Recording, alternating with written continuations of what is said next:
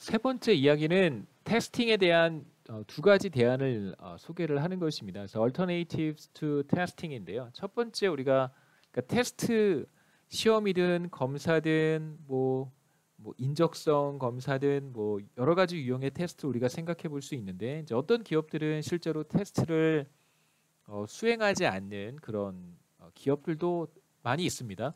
자, 그 경우에 회사가 취할 수 있는 어떤 대안으로 첫 번째 probationary period, 이거 우리가 수습 기간이라고 불렀었던 것이고요. 그 다음에 이제 두 번째 생각해 볼 수 있는 것이 그냥 편의상 헤드헌터라고 부르겠습니다. 여기 헤드헌터라고 있는데요. 헤드헌터라고 부르도록 하겠습니다.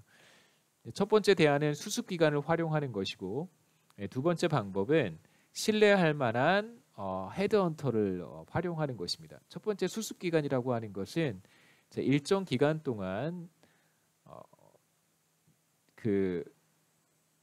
뭐 캔디데이트라고 할 수 있겠죠. 뭐 지원자들, 잠재적 지원자들의 업무 성과를 뭐 짧게는 몇 개월에서 길게는 1년 혹은 2년까지 성과를 확인을 한 다음에 이 사람의 업무 성과가 나쁘지 않다고 한다면 뭐 정식 고용관계, 고용계약을 체결하는 형태의 컨트랙트가 성립할 것이고요. 만일 업무 성과가 그렇게 좋지 않다고 판단이 된다면 바로 아웃되는 그런 형태의 그 근무 기간 이렇게 우리가 정의할 수 있습니다. 그래서 뭐 성과가 괜찮으면 이 사람은 뭐 정규직, 우리나라 표현으로 정규직이 될 수 있는데요. 사실 정규직이라고 표현하기보다는 오픈 엔디드 컨트랙트라고 보는 것이 조금 더 좋겠습니다. 오픈 엔디드 오픈 엔디드 컨트랙트로 들어가는 것이고 그렇지 않다면 이제 고용 관계가 종료가 되겠죠. 자, 이런 방식으로 그 사람의 업무 성과를 가늠해 볼 수 있는 기준이 존재하지 않는다면 뭐 수습 기간을 활용하는 것이 하나의 대안이 될 수 있고 두 번째는 헤드헌터를 활용할 수 있습니다. 이제 헤드헌터에서는 어떤 일들도 수행을 하냐면 그 회사가 원하는 인재상에 맞춰서 이제 여러 사람들을 이렇게 추천을 해주는데요. 그런 과정에서 그 사람에 대한 레퓨테이션도 같이 파악을 합니다. 보통 이제 그 우리가 흔히 접할 수 있는 노동시장에서는 이 헤드헌터들이 잘 활동하지 않고요. 이제 금융시장에서 비교적 이제 고액 연봉에 해당하는 그런 뭐 딜러라든가 혹은 자산 운용을 전문적으로 하는 그런 사람들이라든가 뭐 이런 사람들 주로 이제 헤드헌터에서 많이 접촉을 하고요.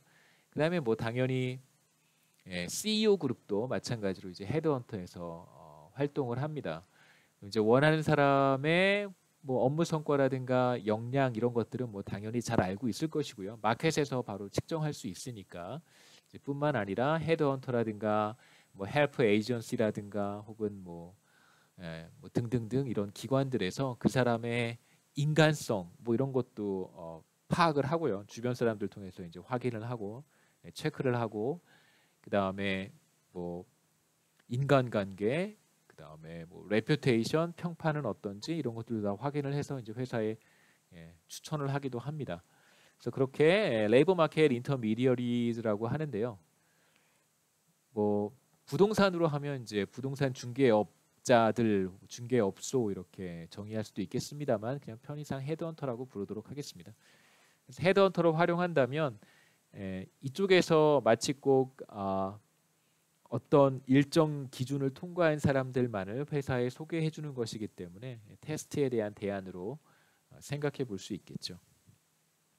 마지막 네 번째 셀프 셀렉션 이야기로 넘어가겠습니다.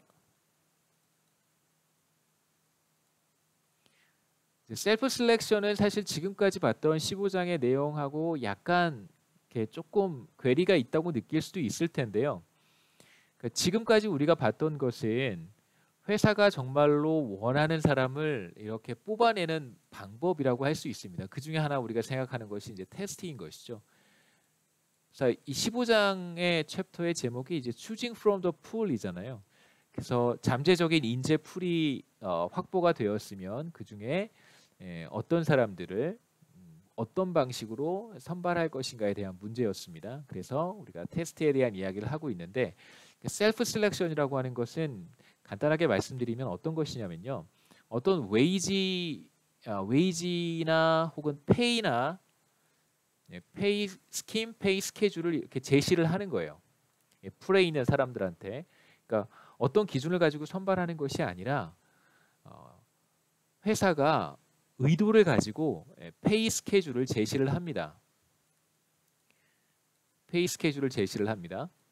그러니까 뭐 연봉 얼마 이렇게 급여를 제시를 하는 것이죠.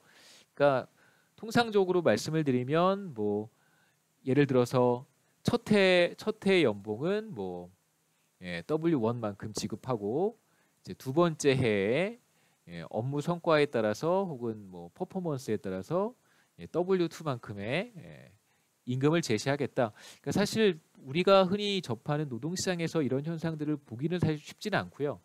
여러분 혹시 프로스포츠나 이런 거에 관심이 있으시면 뭐 야구나 농구나 뭐 흔히 축구에서는 많이 봐요. 축구가 프로축구 이런 데서 보면 어떤 훌륭한 운동선수에게 클럽에서 2년 정도의 계약을 어퍼를 합니다. 그러면 첫 해에 W1을 주고 두 번째 해에 W2를 주겠다. 뭐 이렇게 이제 제시를 하는 거죠. 이걸 하나의 우리가 페이 스케줄이라고 부르는 것입니다. 그래서 회사가 뭐 운동 선수든 아니면 지금 여기 풀에 들어가 있는 캔디데이트들한테 W1과 W2의 페이 스케줄을 제시를 하는데 그 의도가 뭐냐면 이 풀 안에는 회사가 원하는 사람들도 이렇게 있을 것이고요. 회사가 원치 않는 유형의 사람들도 여기 나머지에 들어가 있을 거예요. 그러니까 우리가 여기서 보려고 하는 회사가 원하는 유형의 인재는 앞에서 허프만 페이퍼에서 봤던 것처럼 비교적 오래 일할 수 있는 사람, 그러니까 테뉴어가 비교적 긴 사람을 우리가 회사가 원하는 인재다 이렇게 정의해 보도록 하겠습니다. 그래서 듀레이션이 비교적 긴 사람이라고 할 수 있는데요. 그러니까 2년 컨트랙트고요. 2년 컨트랙트 2년 동안 일할 수 있는 그런 사람. 그런데 여기 풀의 나머지 사람들은 그렇지 못한 사람들이라고 한번 생각해 보겠습니다. 1년 정도만 일하고 회사를 나갈 사람들이에요. 자, 그런데 회사 입장에서는 이 풀에 들어와 있는 사람들 중에 누가 2년 동안 일할 수 있는 사람인지 누가 1년만 일하고 그만둘 사람인지를 전혀 구분할 수 없습니다. 다만 여기에 들어있는 풀에 있는 사람들만 자신의 타입을 알고 있는 경우겠죠. 그래서 비대칭 정보가 존재하는 상황이고요. 그래서 회사는 의도를 가지고 W1, W2의 페이 스케줄을 제시를 하는데요. 의도는 말씀드린 것처럼 풀 안에 1년만 일하고 떠날 사람들은 이 웨이지를 보고 매력적이라고 느끼면 안 되고요. 2년 모두 일할 사람들만 이 페이 스케줄을 보고 매력적이라고 느껴서 어플라이를 하도록 만들어야 됩니다. 그게 바로 회사의 목적인데 과연 그런 페이 스케줄을 만들어낼 수 있을까?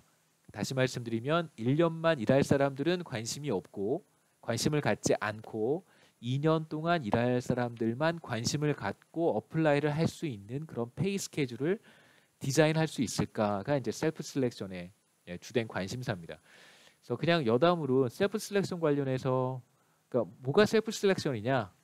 그냥 간단하게 한번 생각해 볼 수 있는 것이